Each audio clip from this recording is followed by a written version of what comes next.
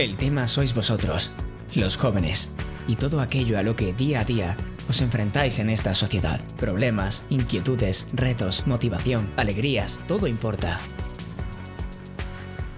Todos estos temas desde la prevención de la salud mental y la psicología. Digitas, herramienta digital de transferencia de contenidos para abordar los problemas emocionales en adolescentes en colaboración con la Universidad de Jaén, financiado por la Agencia Estatal de Investigación. La película no es muy allá, Poltergeist 3 o 4 o algo así, no sé cuál, pero hay una escena en la que creo que es el padre o el tío, porque el padre ya no sale, pero en fin, un adulto le dice a una adolescente que se van de fiesta, se va el matrimonio, y le dice: quédate con tu prima, con tu hermana, no recuerdo, con una pequeña, y tienes el teléfono en tal sitio, tienes el número de teléfono de tal, de urgencia, esto y lo otro. Mientras que ella estaba hablando por teléfono con una amiga, entonces, espera un momento, se guarda el teléfono mientras atiende al padre. Y después del padre estar como 5 minutos dándole instrucciones, ¿todo entendido? Y ella dice sí, y se va. Cierra la puerta, entonces ella vuelve al teléfono y le dice a la amiga: no sé lo que quería, estaba hablando y yo no sé, yo qué sé lo que me ha dicho. Y se ha enterado. Entonces, efectivamente, llega el momento en que se desconecta tanto de padre a hijo como de hijo a padre, y eso es muy común. El padre puede venir, por ejemplo, de su trabajo bastante cargado ya emocionalmente, y entonces no se da cuenta de sus propias emociones. Y entonces lo vuelca sobre la situación que está allí, pues a lo mejor pues porque hay desorden en la casa o por lo que sea. Cosa que a lo mejor en otras situaciones no le llamó la atención, pero hoy sí, porque hoy viene especialmente tocado. Entonces, es lo que decíamos antes: si hiciésemos un listado de las veces que hablamos con nuestros hijos a lo largo del día y dijéramos cuántas veces ha sido para criticar, para corregir, y vemos el 90%, el 100%, pues es lógico que desconecten. También es cierto que nosotros hemos desconectado previamente porque no nos damos cuenta de que nos centramos tanto en nuestros problemas que no nos damos cuenta de los problemas de ellos. Entonces podemos pensar que, bueno, que como nosotros ya hemos pasado por ahí, eso son tonterías. Ciertamente, cuando tienes 40 años, lo que pasa a los 18 es una tontería desde los 40, pero a los 18 no lo es. Porque cuando nosotros tenemos 18 y tenemos esos problemas, no nos parecen tonterías. Entonces, a cada etapa ve la anterior como si fuera una cosa ya superada. Te entiendo. La tienes que superar, pero es que yo no tengo 40, tengo 18. Entonces no la puedo estar superando ahora. Muchas veces nosotros pensamos que partís de premisas equivocadas. Entonces, cuando la base de lo que tú estás hablando, de mi juicio, está equivocado, y ya llevas 5 minutos hablando, digo, es que no merece la pena que te esté escuchando los 5 minutos que quedan, porque es que desde el principio no tiene sentido lo que estaba diciendo. Obviamente bajo mi punto de vista, ¿no? Bajo la perspectiva joven. Y creo que eso también es un poquito el problema de lo que hemos hablado antes en el podcast, ¿no? En cuanto a esa diferencia, esa brecha generacional, ese tipo de distinciones culturales que existen entre jóvenes y adultos. La brecha generacional está en toda la familia.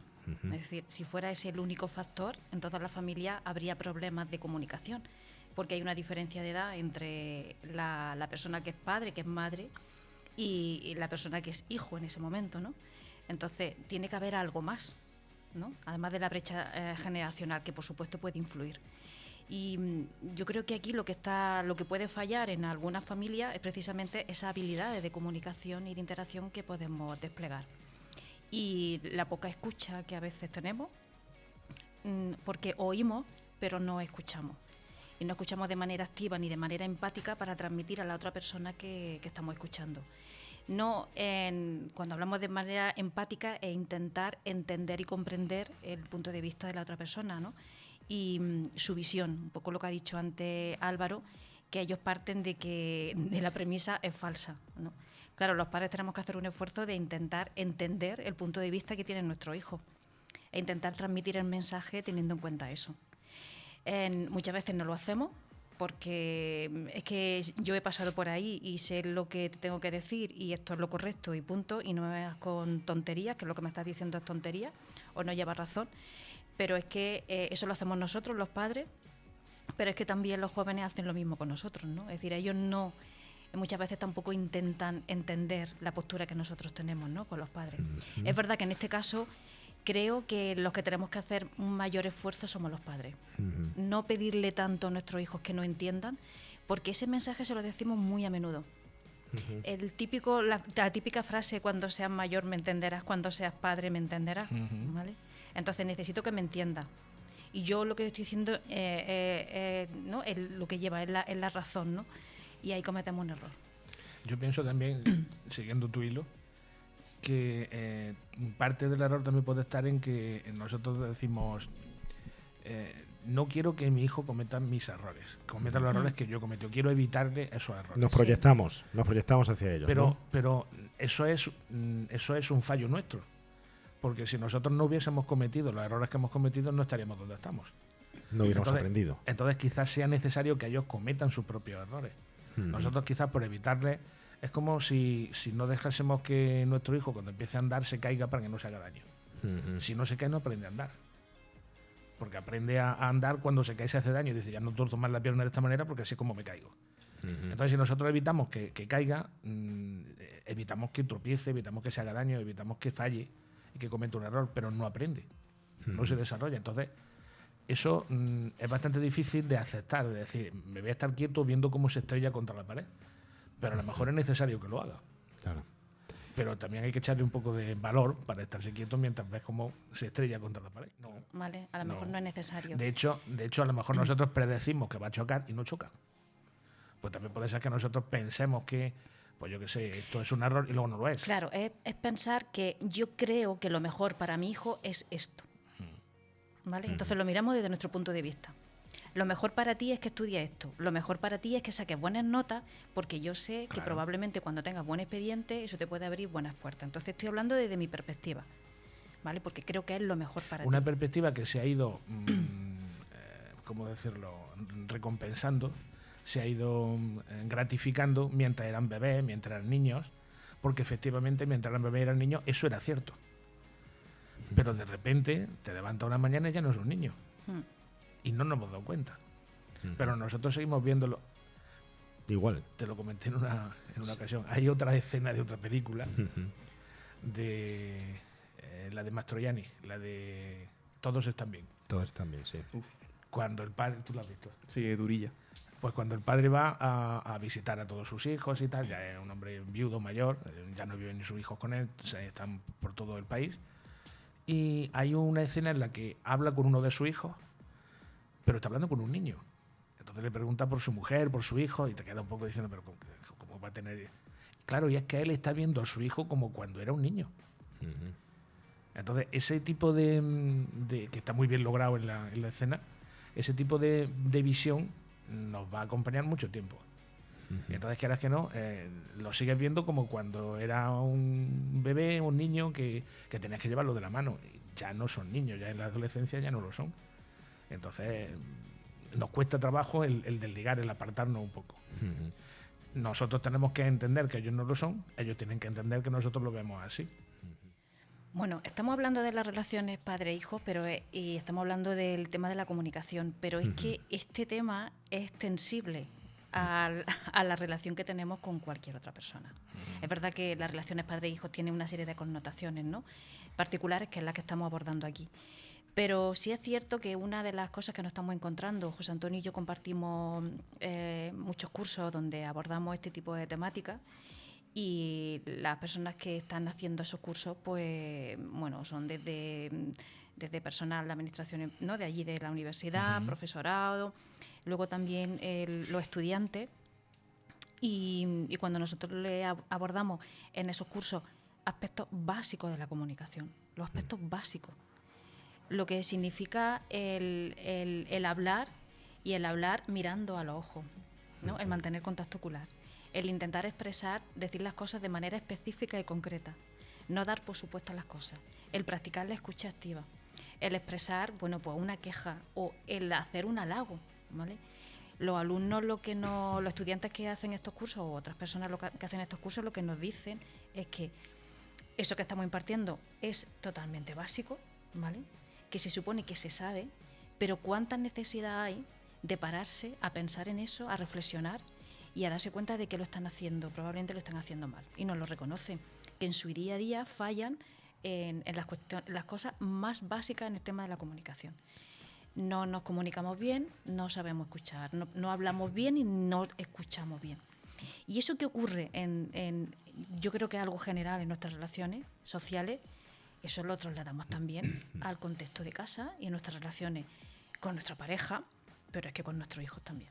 Que digáis. Sí. Creo que es porque la gente no entiende que tu hijo más allá de ser tu hijo es una persona. Creo que tú le tienes Eso la es muy etiqueta. importante lo que acabas de decir. Tú tienes la etiqueta puesto de tu hijo o tu padre, pero tu relación cuando ya llega a cierto punto, cuando ya empieza a diferir un poco de las opiniones de tu padre, es cuando empieza a ser diferente de él, es cuando tiene que pasar este proceso de entender que eres otra persona diferente y que tienes que tener la misma comunicación que has tenido con todo el mundo, porque al fin y al cabo es una persona. Fíjate que, pero da igual que sea un adolescente, es decir, un niño es una persona. Claro. Y esa persona, que se supone que es lo que más queremos en el mundo, se supone que un padre es lo que más quiere, un hijo, su hija. Sí, y has hecho un largo suspiro porque estamos hartos de ver en las noticias cosas que no van acorde con lo que no entendemos. Si no entendemos. Obviamente. Sí. Entonces, si es lo que más quiere, ¿cómo es posible que en tu día a día a veces lo trate con esa agresividad y con esa maldad, ¿no? Porque a veces nos sorprendemos y a veces los padres se sorprenden cuando llegan a consulta es porque ya hay un problema. Claro. ¿Vale? Y entonces cuando intentamos analizar qué está pasando para buscar una solución y empezamos a recabar datos de lo que ocurre día a día, claro, y ellos se ven reflejados cuando nosotros les devolvemos esas cosas que ellos dicen, esos mensajes que ellos transmiten a su hijo, claro, lo ven desde fuera, lo ven de otra perspectiva. Y entonces se dan cuenta de lo doloroso que ha sido, ¿no? Ese tipo de mensaje. Sí, perdón. Entonces, claro, un momentico, tratamos a la persona que tenemos ahí de la peor manera posible. Pero lo hacemos, fíjate, con toda la buena intención. Es que yo quiero lo mejor para ti. Es que como yo te quiero tanto, entonces necesito guiarte y llevarte por el buen camino, paradójicamente. Pero siguiendo lo que tú decías y lo que decía Álvaro, hay que pensar que el otro es una persona y hay que tener escucha activa. Si sencillamente es ponerse en el lugar de la otra persona y decir, ¿cómo me sentiría yo si yo fuese él? Sí. Pero eso sería un buen ejercicio, pero no es solo en relación padre-hijo, como tú dices, cualquier tipo de relación. ¿Cómo me sentiría yo si yo fuese la persona con la que estoy hablando? Y la escucha activa no es solamente lo que siempre decimos en clase, de hacer, ajá, y estar mirando los ojos. Que bueno, eso es... Lo que estoy haciendo yo ahora mismo, cuando tú estás hablando, hacemos aquí habitualmente en radio, que tiene su justificación para que veas que estás siendo atendido, que no te estás hablando al aire, porque no tienes feedback del oyente ahora mismo. Eso es una muestra de que se está haciendo escucha activa, pero la escucha activa realmente se produce de orejas para adentro. Entonces es ponerse en la predisposición de que a lo mejor resulta que la persona con la que estoy hablando lleva razón y yo no. Si nosotros nos ponemos en esa predisposición, entonces ya estamos haciendo escucha activa. A lo mejor resulta que yo estoy equivocado y la persona con la que estoy hablando no lo está. Voy a escuchar sus razones, voy a oírlo, entonces ya hacemos escucha activa. Ya. Yo pongo en clase un ejercicio y en terapia también lo pongo. Pongo una especie de situación, digo, pues imaginar una pareja que llega y pues mira que llega el marido, le dice a la mujer, pues mira que este fin de semana muy contento, nos vamos a esquiar con los López. Y entonces la mujer pone así cara de circunstancia y dice, mira, es que resulta que este fin de semana precisamente hallamos a mi madre, que está pachucha, y que vayamos al pueblo. Ya hay lío. Ya si se ponen a discutir y al final van al pueblo, él va a ir con la escopeta montada y cada vez que la abuela se levante va a decir, pues no está usted mala, y le va a dar la lata.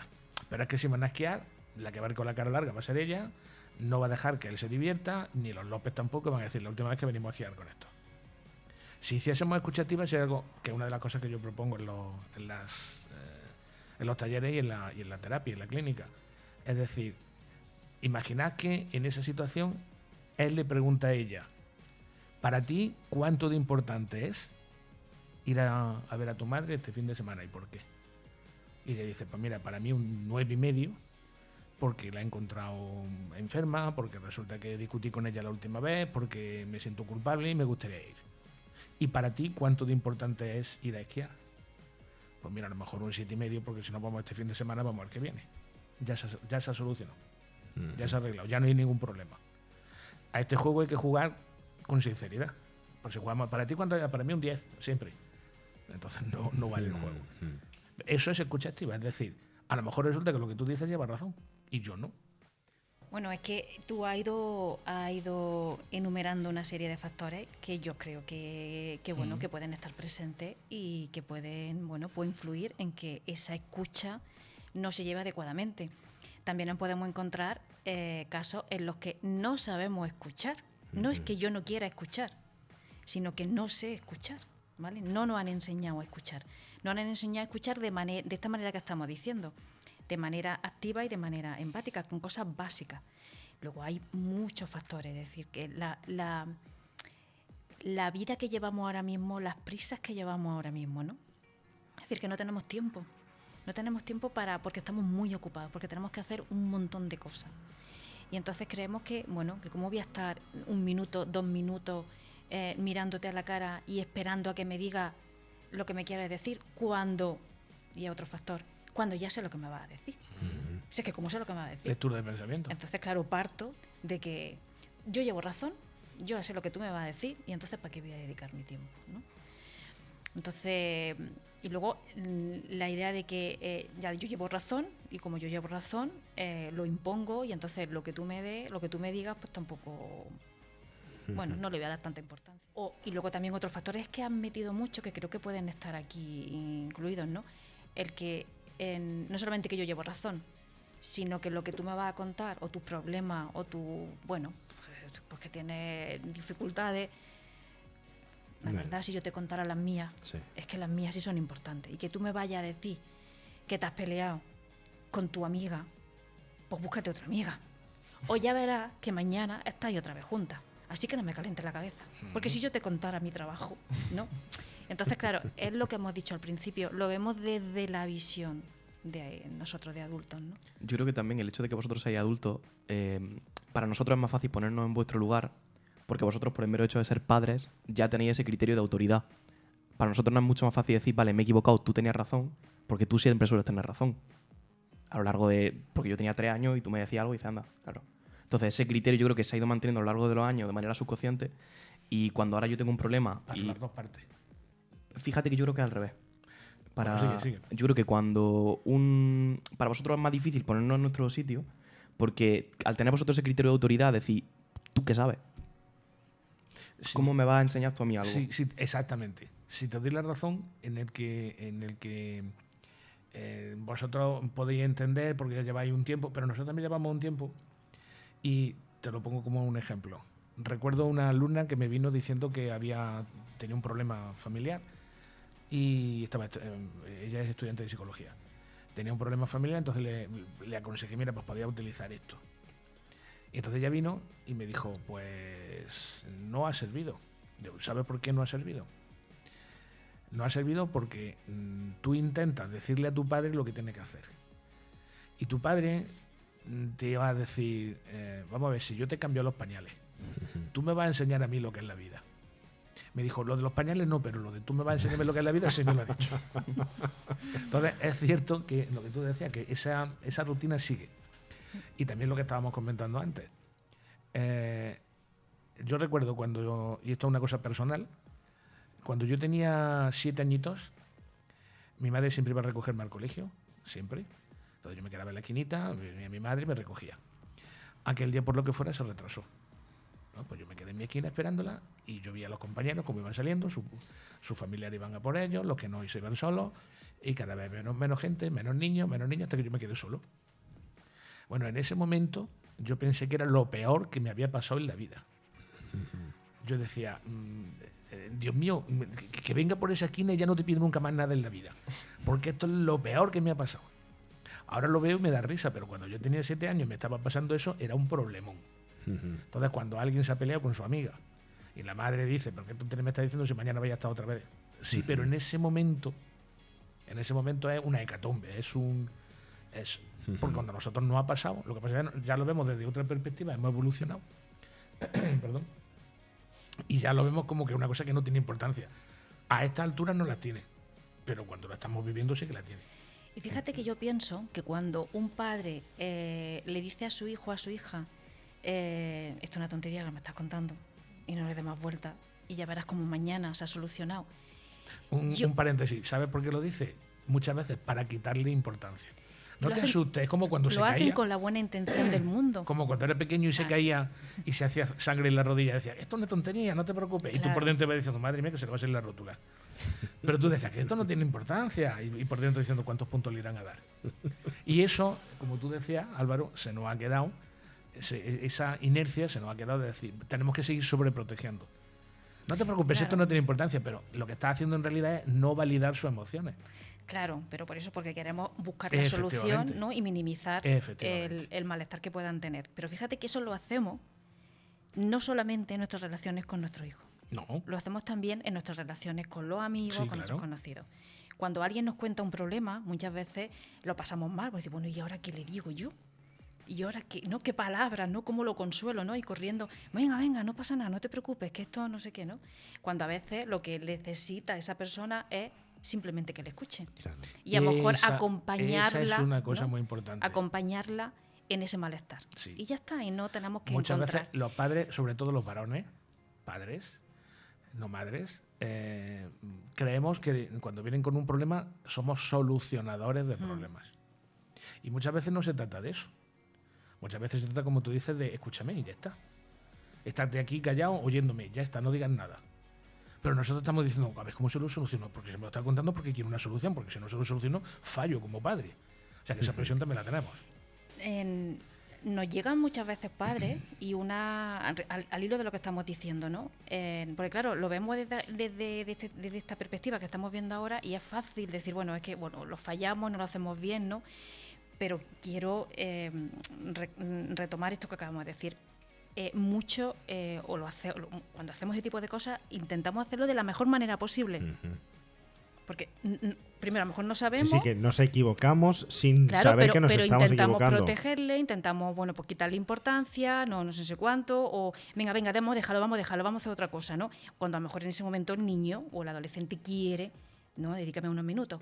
Pero el padre intenta o la madre intenta buscar otra solución porque cree que es la mejor, ¿vale? Entonces yo quiero pensar que los padres intentan hacerlo lo mejor posible, porque creo que lo intentamos hacer lo mejor posible. Pero ¿y por qué intentamos solucionar y no intentamos enseñarles a que lo solucionen? Lo más fácil es intentar, es lo que ha dicho José Antonio antes, ¿no? Porque es como que nos vemos la obligación de darle la solución, porque se supone que este es el rol que tenemos los padres, ¿vale? Y además hasta ahora ha sido ese, cuando era niño y no quiero que sufra tampoco mi hijo, no quiero que pase lo que, ¿no? A lo mejor algún problema que yo he podido pasar, entonces le doy la solución, porque ya la sé, ¿no? Entonces, y es más rápido, no tenemos